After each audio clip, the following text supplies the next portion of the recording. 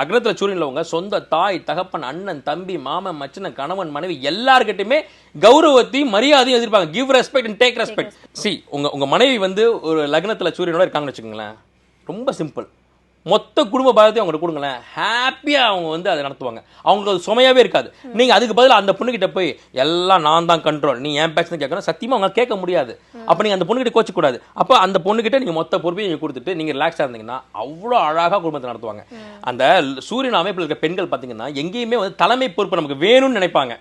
அப்போ அது அவங்க குடும்ப தலைவியா இருந்தாலும் சரி, இவர் ஒரு நிறுவனத்தை வேலை பார்த்தாங்களும் சரி, நீங்க அவங்க கிட்ட பொறுப்புகளை கொடுத்து பாருங்களேன், இவ்வளோ அழகா நடத்துவாங்க. அது ஆண் சிங்கம் பார்த்தீங்கன்னா குகையில தான் இருக்கும், பெண் சிங்கம் தானே வேட்டையாடிட்டு வந்து பண்ணுது. அப்போ லக்னத்தில் சூரியன், இப்போ நீங்கள்லாம் அந்த மாதிரி தான்.